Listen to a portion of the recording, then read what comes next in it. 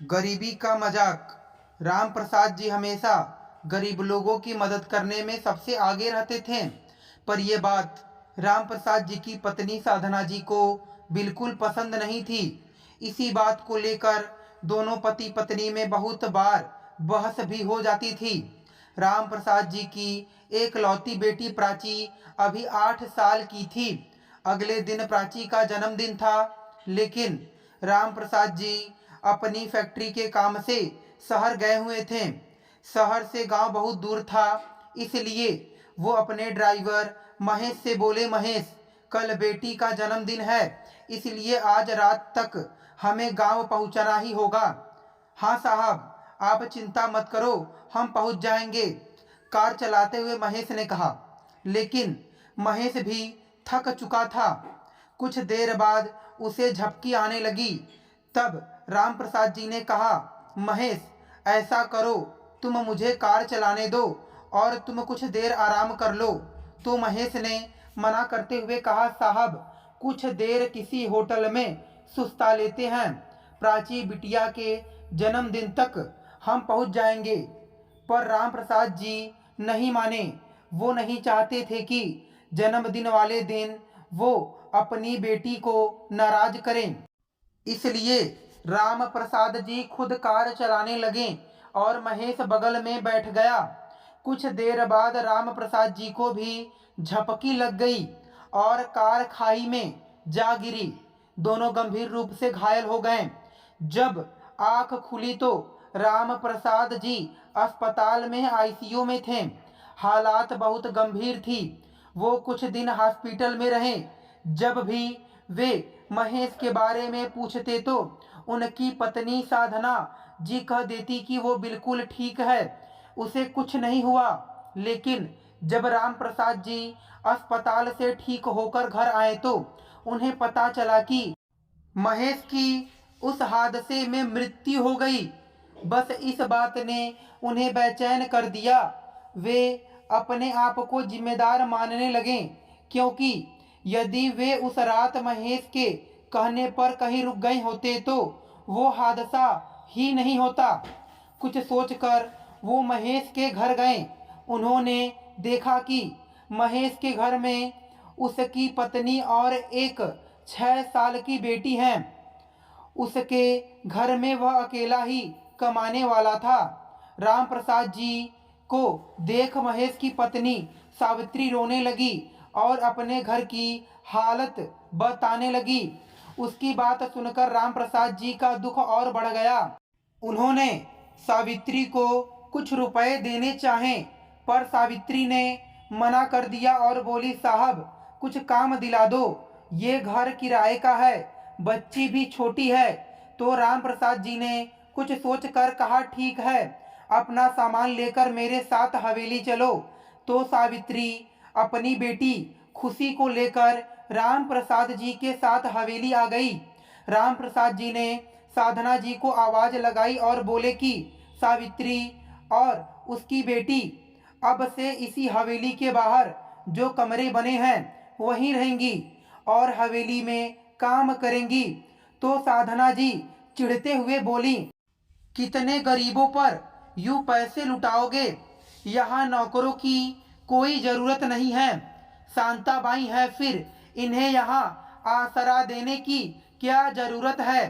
तो राम प्रसाद जी ने साधना जी की बातों का कोई जवाब नहीं दिया और शांताबाई को बुलाकर कहा, इन्हें हवेली के बाहर जो कमरा बना है वहां दिखा दो। तो शांता ने भी मुंह बनाया कि आ गई एक और मेरे पेट पर लात मारने। ये साहब बिना किसी को भी उठा कर ले आते हैं। बड़बड़ाते हुए शांताबाई ने उन्हें कमरा दिखा दिया। इधर साधना जी वही मुंह बनाकर खड़ी थी। तो राम प्रसाद जी ने कहा, देखो साधना, उनके घर में कमाने वाला महेश ही था और कहीं न कहीं उसकी मौत का जिम्मेदार मैं ही हूँ, इसलिए उनके बच्चे और पत्नी की जिम्मेदारी मेरी है। तो साधना जी ने गुस्से से बोली, ये हवेली है, कोई आश्रम नहीं है कि आप हर किसी को यहाँ उठा लाएं। मुझे तो लगता है एक दिन आप पूरा धन दौलत इन भूखे नंगे लोगों पर ही लुटा दोगे। कहकर गुस्से में तमतमाते हुए साधना जी अपने कमरे में चली गईं। पर सावित्री खुश थी। वो मन लगाकर काम करने लगी। उसे और उसकी बेटी को छत, 2 वक्त का खाना और कुछ रुपए मिल जाते थे। पर शांताबाई को सावित्री फूटी आंख नहीं सुहाती थी। वो उसके हर काम में कुछ न कुछ छेड़खानी कर देती और साधना जी गुस्सा सावित्री पर निकालती। सावित्री जब काम करती तब उसकी बेटी खुशी भी उसके आगे पीछे घूमती तो राम प्रसाद की बेटी प्राची खुशी को देख उसके पास आ जाती और दोनों खेलने लगती। दोनों को खेलते देख साधना जी बहुत चिढ़ती, पर राम प्रसाद जी कहते, अरे भाग्यवान, खेलने दो ना, बच्चे हैं, कुछ नहीं होता। तो साधना जी चिल्लाते हुए कहती, अरे मेरी बच्ची उस गवार के साथ खेलेगी तो वो भी गवार बनेगी। अगर खेलना है तो अपने बराबरी के बच्चे के साथ खेले। कौन समझाए। इन औरतों को बोलकर राम प्रसाद जी बाहर निकल आते हैं। देखते देखते 1 साल बीत गया। जब कभी खुशी प्राची की किताबें और स्कूल बैग देखती तो अपनी माँ से कहती, माँ मुझे भी स्कूल जाना है, पर सावित्री मना कर देती। वो कहाँ से ये खर्चा उठा पाएगी। एक दिन खुशी ने प्राची से कहा, मुझे भी पढ़ना है। तो प्राची अपने पिता के पास जाकर बोली, पापा खुशी भी मेरे साथ स्कूल जाएगी, नहीं तो मैं भी स्कूल नहीं जाऊंगी।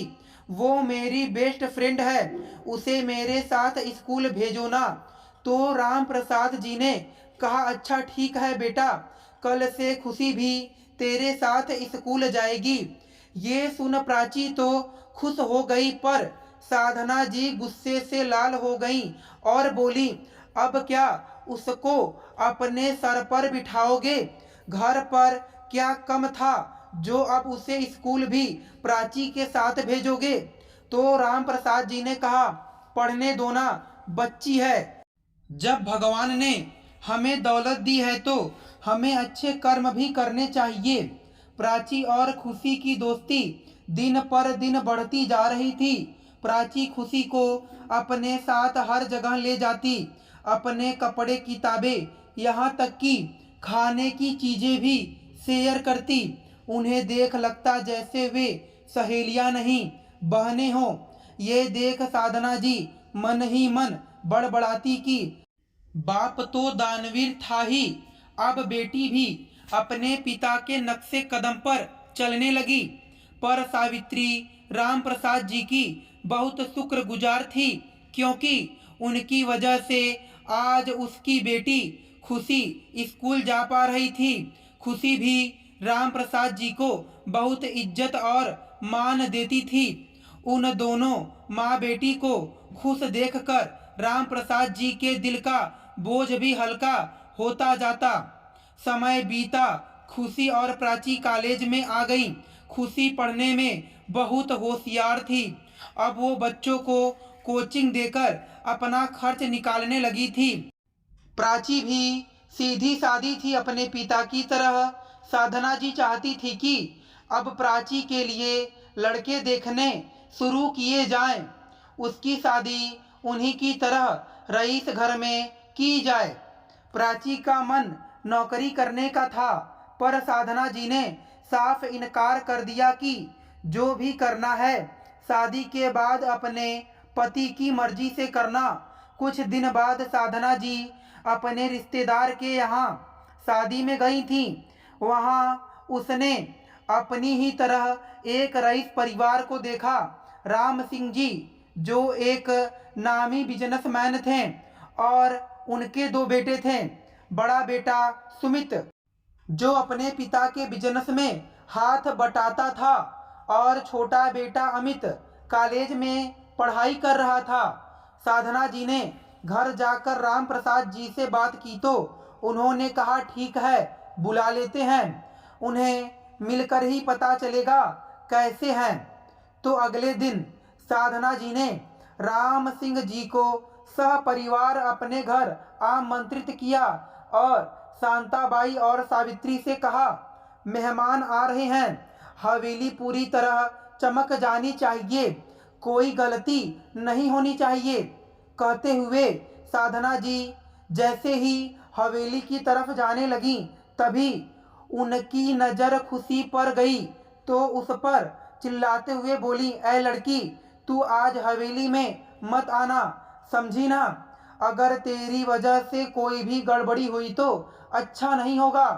तो खुशी ने भी हामी भर दी और वहां से चली गई। प्राची खुशी को ढूंढ रही थी। उसने सावित्री से भी पूछा, उसके कमरे में भी गई, पर वो कहीं भी नहीं मिली। तो प्राची समझ गई कि जरूर माँ ने उसे कुछ कहा होगा। उसने अपनी माँ से पूछा, माँ खुशी कहाँ है? अरे मुझे क्या पता कहाँ पर मर गई, साधना जी ने गुस्से से कहा।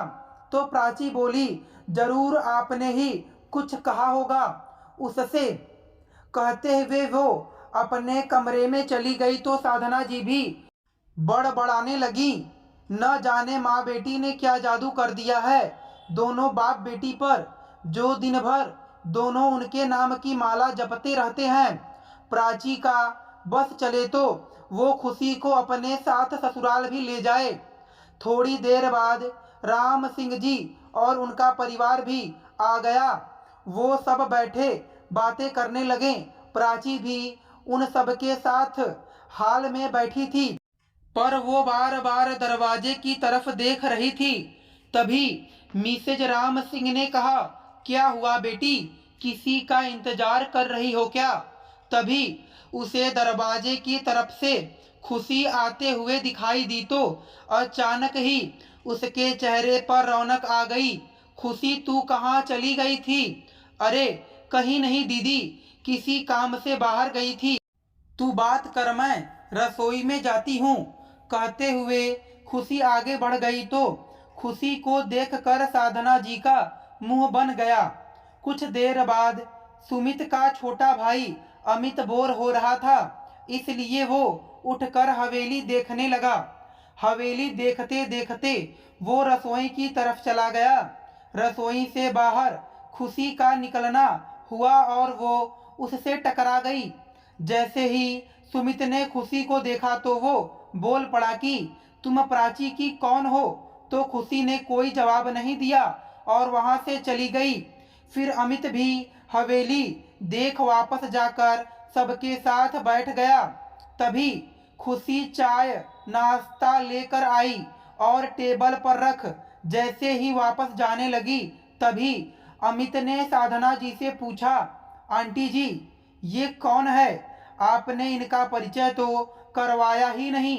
तो साधना जी ने मुंह बनाते हुए कहा, बेटा नौकरों का क्या परिचय देना, ये हमारे घर की नौकरानी की बेटी है। ये सुन प्राची ने कहा, लेकिन ये मेरी सबसे खास सहेली है खुशी। तो साधना जी गुस्से से प्राची को देखने लगी। खुशी ने सबको नमस्ते किया और वहां से चली गई। कुछ देर बाद राम जी का परिवार भी चला गया। उनके जाने के बाद खुशी प्राची के कमरे में आई तो प्राची ने मुस्कुराते हुए उससे पूछा, कैसा लगा सुमित? तो खुशी नाराजगी से बोली, अब मुझे डांट पड़ेगी उसका क्या? सॉरी यार खुशी, जब तूने फोन नहीं उठाया, घर पर भी नहीं मिली तो मैं समझ गई कि माँ ने तुझे जरूर कुछ कहा होगा, इसलिए मैंने तुझे धमकी भरा मैसेज किया कि तू नहीं आई तो मैं लड़के से नहीं मिलूंगी। मैं जानती थी तू जरूर आएगी और तेरे बिना मैं ये फैसला कैसे ले सकती हूँ भला। प्राची ने कान पकड़कर सॉरी बोला तो खुशी मुस्कुराते हुए बोली, अरे दीदी तेरे लिए ऐसी डांट मैं 1000 बार खाने को तैयार हूँ, चल छोड़िए। तो दोनों हंसने लगी। अगले दिन राम सिंह जी का फोन आया और बोले कि सुमित को प्राची पसंद है। तो साधना जी ने भी प्राची का फैसला बताते हुए कहा कि प्राची को भी सुमित पसंद है, आप आ जाएं, हम बैठकर सगाई का शुभ मुहूर्त निकलवा लेते हैं। तो राम सिंह जी ने ठीक है बोलकर फोन रख दिया और अगले दिन शाम को पूरा परिवार फिर से आ गया। पंडित जी को बुलाकर कुंडली मिलाई तो 10 दिन बाद सगाई का मुहूर्त निकला। ये सुनकर सभी एक दूसरे को बधाई देने लगे। तभी खुशी चाय लेकर आई। सबको चाय देने के बाद जैसे ही खुशी सुमित के छोटे भाई अमित को चाय देने गई तो अमित ने अपनी शर्ट पर जानबूझकर चाय गिरा ली। ये देख साधना जी गुस्सा हो गईं और बोला, क्या किया? एक भी काम बिना गड़बड़ी के तू कर नहीं सकती? अरे आंटी, गलती मेरी ही थी, सॉरी। बाथरूम कहाँ है? अमित ने लापरवाही से कहा तो साधना जी बोली, खुशी इन्हें बाथरूम दिखा दो। खुशी अमित को लेकर बाथरूम दिखाने चली गई। तभी अमित खुशी से बोला, तुम बहुत खूबसूरत हो, मैं तुमसे दोस्ती करना चाहता हूँ। ये सुन खुशी कुछ नहीं बोली और चुपचाप वहाँ से जाने लगी। तभी अमित ने उसका रास्ता रोक लिया और बोला, लगता है तुम्हें इस दोस्ती की कीमत चाहिए। तुम जैसी छोटे घर की लड़कियां यही तो करती हैं, बड़े घर के लड़कों के साथ दोस्ती करने के पैसे लेती हैं। तो कहो कितना रुपए दे दूं तुझे? तो खुशी बोली, मैं वैसी लड़की नहीं हूँ, मेरा रास्ता छोड़ो और जाने दो मुझे। ये सुन अमित ने गुस्से से कहा, 2 टके की लड़की होकर मुझे नखरे दिखा रही हो? तुम जैसी न जाने कितनी लड़कियां मेरे आगे पीछे मंडराती हैं। तो खुशी ने कहा, मंडराती होंगी पर मैं उन जैसी नहीं हूँ, समझे तुम? अरे मान भी जा मेरी बात, जिंदगी बदल जाएगी। इस तरह नौकरानी बनकर नहीं रहना पड़ेगा। कहते हुए अमित जैसे ही खुशी का हाथ पकड़ने लगा तो खुशी ने एक जोरदार तमाचा उसके गाल पर जड़ दिया और वहां से चली गई। तो अमित गुस्से से लाल हो गया, पर अपने आप को शांत कर वो वापस हाल में आकर बैठ गया। कुछ देर बातें करने के बाद सब लोग चले गए। खुशी उदास थी पर प्राची को खुश देखकर चुप थी। रात को खुशी अपनी माँ सावित्री से बोली, माँ, यदि दोस्त के अच्छे के लिए कोई बात छिपाई जाए तो क्या वो सही है या फिर गलत? तो सावित्री बोली, दोस्त के अच्छे के लिए कुछ छिपाना अच्छी बात है बेटी, पर तू ये बात क्यों पूछ रही है? तो खुशी सावित्री की गोद में सर रखकर मुस्कुराते बोली, माँ कुछ नहीं। तब सावित्री बोली, प्राची बेटी का मंगेतर कितना अच्छा है, काश तेरे लिए भी मैं ऐसा लड़का देख पाती, पर मेरी ऐसी हैसियत कहाँ। ये सुन खुशी ने कहा, माँ आप भी न क्या सोचने लगी, मैं आपको छोड़कर कहीं नहीं जाने वाली। अच्छा चलो बालों में तेल लगा दो ना। तो सावित्री खुशी के बालों में तेल लगाने लगी। तभी खुशी सोचने लगी कि अब चाहे कुछ भी हो जाए, पर जहाँ प्राची का देवर अमित होगा मैं वहाँ नहीं जाऊंगी, उससे दूर ही रहूंगी। इसी में मेरी और प्राची की भलाई है। सोचते हुए खुशी भी सो गई। समय बीता तो वो दिन भी आ गया जिसका सभी को इंतजार था। बड़ी चहल पहल थी। हवेली में कुछ करीबी रिश्तेदार भी आए थे। प्राची की होने वाली सास प्राची के लिए बहुत सारे उपहार, गहने, मिठाइयाँ सब लाई थी। सभी उपहार टेबल पर रख दिए। प्राची बार बार खुशी को अपने पास आने के लिए कह रही थी, पर खुशी काम में व्यस्त रहने का दिखावा करने लगी। उसे भी बुरा लग रहा था कि आज वो प्राची के बुलाने पर भी उसके पास नहीं जा पा रही है।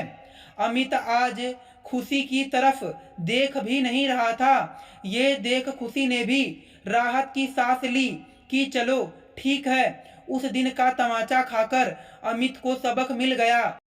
सभी लोग फोटो सेशन में व्यस्त थे। कुछ देर बाद पंडित जी ने सुमित की माँ कावेरी से कहा, आप जो भी देना चाहती हैं कन्या को दे दीजिए। तो कावेरी जी ने नौकर को इशारे से सारा सामान लाने को कहा। तो नौकर ने पूरा सामान लाकर उनके सामने रख दिया। कावेरी जी एक एक कर कपड़े गहने सब प्राची को दे दिया और फिर बॉक्स खोलते हुए बोली, ये हीरो का हार सुमित ने खुद खरीदा है। पर जैसे ही डिब्बा खुला तो खाली निकला। ये देख सभी हैरान हो गए। अरे हार कहाँ गया? कावेरी जी चिंतित भाव से बोली। तो राम सिंह जी ने कहा, अरे यहीं कहीं गिर गया होगा, मिल जाएगा। सब ढूंढने लगे पर हार कहीं नहीं मिला।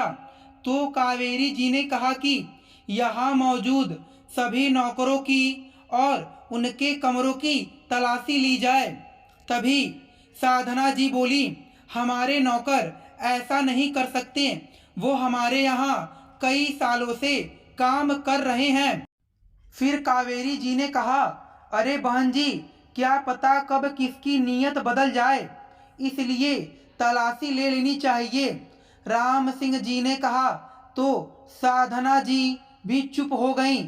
सबकी तलाशी लेने के बाद जब सावित्री और खुशी के कमरे की तलाशी लेने लगे तो उनके बिस्तर के नीचे से कपड़ों में लिपटा हीरो का हार मिल गया।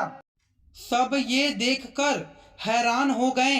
तभी प्राची ने कहा, माँ ऐसा नहीं हो सकता, जरूर कुछ गलतफहमी है।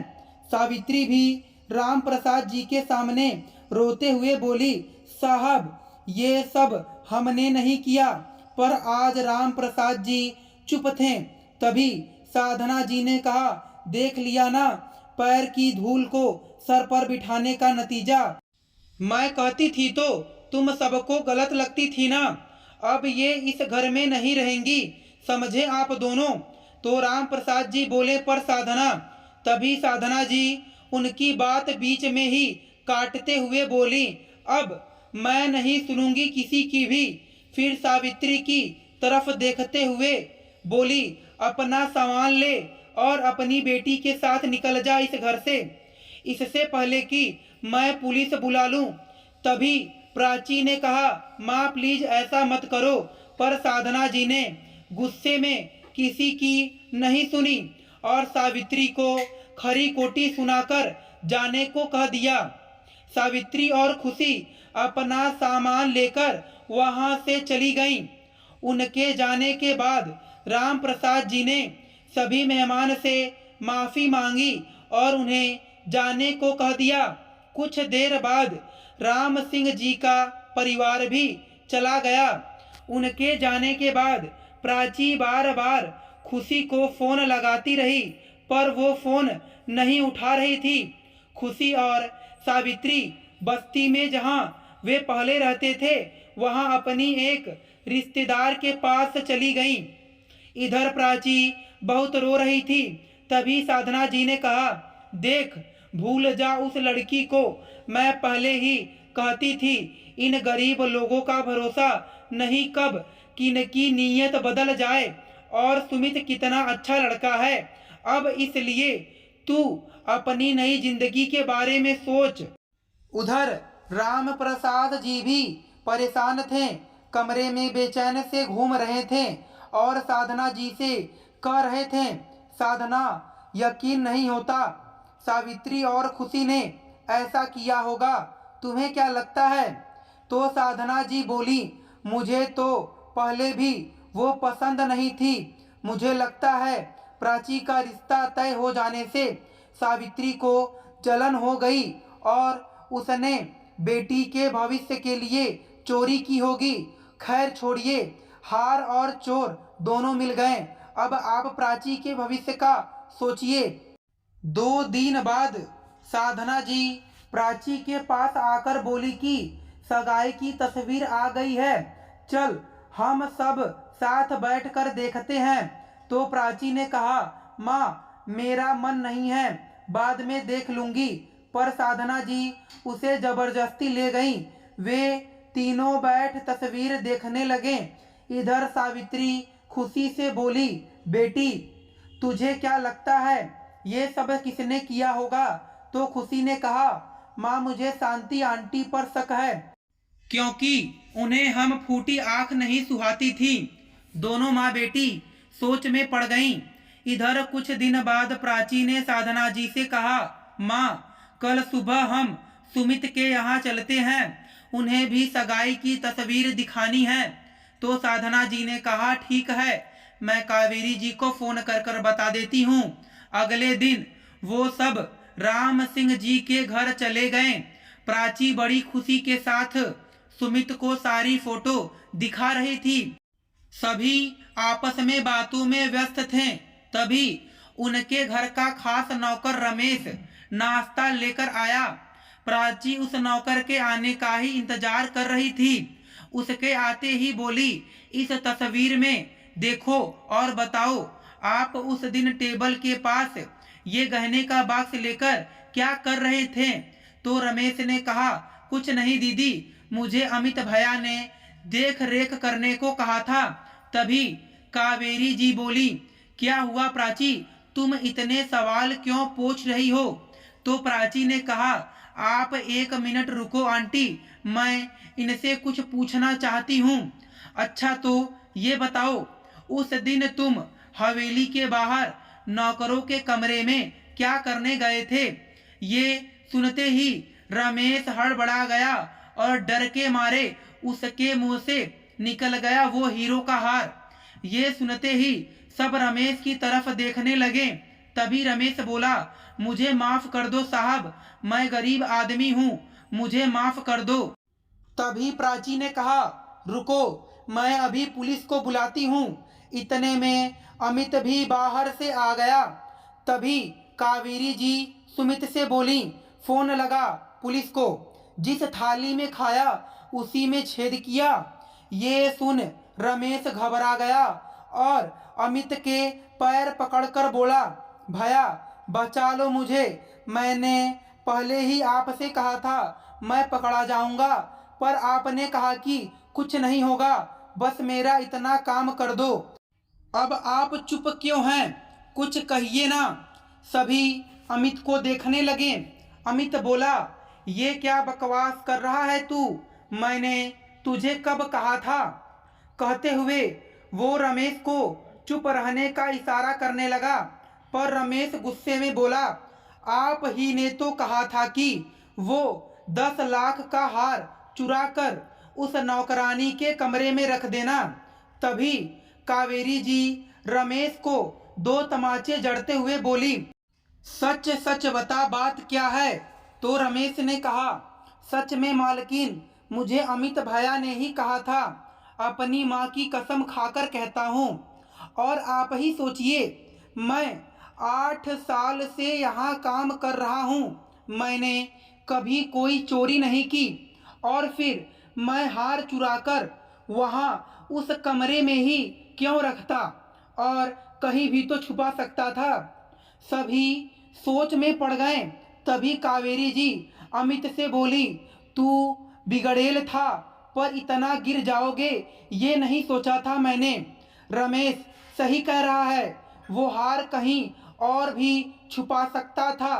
तभी सुमित भी बोला कि उसे कैसे पता हार 10 लाख का था, ये तो बस मैं और अमित ही जानते थे। तभी अपनी पोल खुलते ही देख अमित गुस्से में बोला, माँ मैंने ही कहा था रमेश से ये सब करने को, क्योंकि उस दिन उस नौकरानी की लड़की खुशी ने मेरे ऊपर चाय गिरा दी थी, और जब वह मुझे बाथरूम दिखाने ले गई तो वो बदतमीजी करने लगी और मुझे उल्टा सीधा सुनाने लगी। इसलिए मुझे गुस्सा आ गया और मैंने रमेश को ये सब करने को कहा। तभी प्राची बोली, अच्छा, खुशी ने तुम्हारे साथ बदतमीजी की? मेरी सहेली ऐसा कभी नहीं कर सकती, ये आप गलत बोल रहे हो। मैं आपको सब कुछ बताना चाहती हूँ। उस दिन माँ के जबरदस्ती करने पर मैंने सगाई की तस्वीरें देखी और मेरी नज़र इन तस्वीरों में रमेश पर गई। उसके दूसरे दिन मेरी मुलाकात घर के माली श्यामू से हुई। उसने खुशी और सावित्री आंटी की चोरी के इल्जाम के बारे में सुना था, तब उसने मुझे बताया कि उसे नहीं लगता कि वे दोनों ऐसा करेंगी। बातों बातों में उसने बताया कि उसने एक सफ़ेद ड्राइवर की ड्रेस वाले आदमी को सावित्री आंटी के कमरे में जाते हुए देखा था। माली के पूछने पर रमेश ने कहा कि सावित्री ने उसे कमरे में सामान रखने को भेजा है। मैंने तस्वीर में देखा था, रमेश ने वही कपड़े पहने थे जो माली काका ने मुझे बताए थे। मैंने वो तस्वीर माली काका को दिखाई तो उन्होंने कहा हाँ यही था। उसके बाद ये सच बताने के लिए मैंने खुशी से बात करना चाहा, पर उसने मेरा फ़ोन नहीं उठाया। मुझे पता था वो बस्ती में ही कहीं होगी। मैं वहाँ गई और खुशी और सावित्री आंटी से मिली। मैंने खुशी को धमकी दी कि यदि वो कुछ भी मुझसे छिपा रही हो तो सच सच बता दे, नहीं तो मैं कभी भी हवेली नहीं जाऊंगी, यही उनके साथ रहूंगी। मेरी जिद के आगे बड़ी मुश्किल से उसने बताया कि अमित ने उसके साथ क्या किया। कहते हुए प्राची ने सारी कहानी सुना दी। ये सब सुन कावेरी जी को बहुत गुस्सा आया। उन्होंने एक तमाचा अमित के गाल पर जड़ दिया।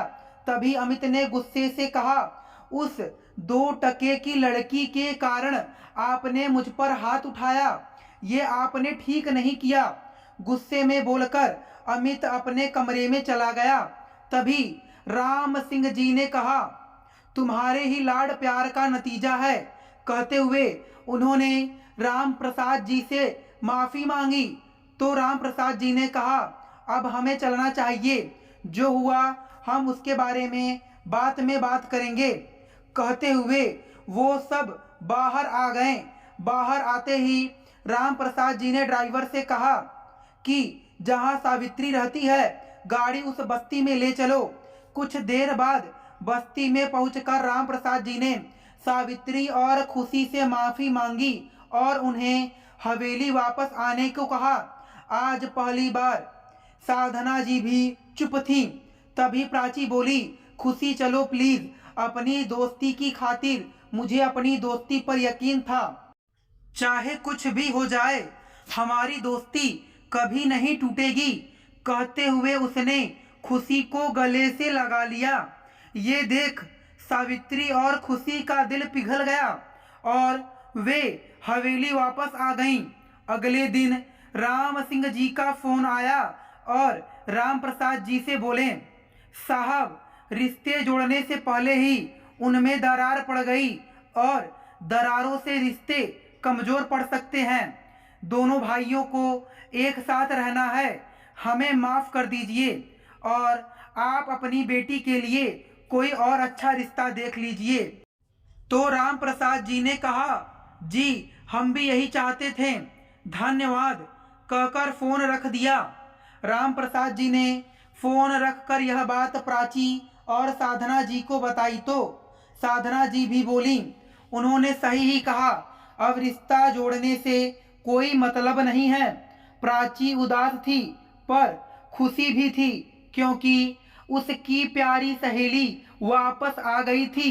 खुशी को प्राची का रिश्ता टूटने का बहुत अफसोस था, पर सावित्री ने उसे समझाते हुए कहा, रिश्ता भगवान तय करते हैं बेटा, देखना प्राची बिटिया को इससे भी अच्छा रिश्ता मिलेगा। कुछ दिनों में वे सब भूल गए और सामान्य हो गए। दोनों सहेलियां खुश थीं और समय बीता।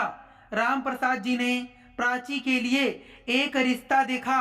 वो उन्हीं की तरह रईस थे। लड़का डॉक्टर था। लड़के वाले प्राची को देखकर चले गए, लेकिन जब एक सप्ताह तक कोई जवाब न आया तो सबने उम्मीद छोड़ दी थी कि अब ये रिश्ता भी होगा। तभी एक दिन अचानक लड़के के पिता का फोन आया। उन्होंने राम प्रसाद जी से कहा, माफ़ करना साहब, थोड़ी देर हो गई, फ़ोन करने में हमें आपकी एक नहीं दोनों बेटियां चाहिए। मेरे छोटे बेटे प्रशांत को आपकी खुशी बहुत अच्छी लगी। तो राम प्रसाद जी ने कहा, पर खुशी मेरी बेटी नहीं है। जी मैं जानता हूँ वो कौन है, मैंने पहले ही पता कर लिया था, मुझे कोई आपत्ति नहीं है। जब राम प्रसाद जी ने फोन रखकर यह बात सबको बताई कि प्रशांत शहर का बड़ा बिजनेसमैन है और वो खुशी से शादी करना चाहता है, तो सावित्री राम प्रसाद जी से बोली, पर मेरी ऐसी हैसियत कहाँ की मैं धूमधाम से शादी कर सकूं। तो राम प्रसाद जी ने कहा, तुम चिंता मत करो, हम खर्चा उठाएंगे। ये सुन प्राची बहुत खुश हो गई कि अब खुशी और वो दोनों एक ही घर में जाएंगी। आज साधना जी भी खुश थी क्योंकि वो जानती थी कि प्राची को खुशी से अच्छी देवरानी नहीं मिल सकती। कुछ दिनों बाद दोनों की बड़ी ही धूमधाम से शादी हो गई। अब खुशी और प्राची दोनों अपनी गृहस्थी में खुश थीं, लेकिन आज भी वो देवरानी जेठानी से बढ़कर सहेलियां थीं, क्योंकि दोस्ती का रिश्ता हर रिश्ते से बढ़कर होता है। तो दोस्तों, आपको ये कहानी कैसी लगी हमें कमेंट करके जरूर बताएं। अगर कहानी अच्छी लगे तो कमेंट बॉक्स में जय माता लक्ष्मी जरूर लिखें। धन्यवाद दोस्तों।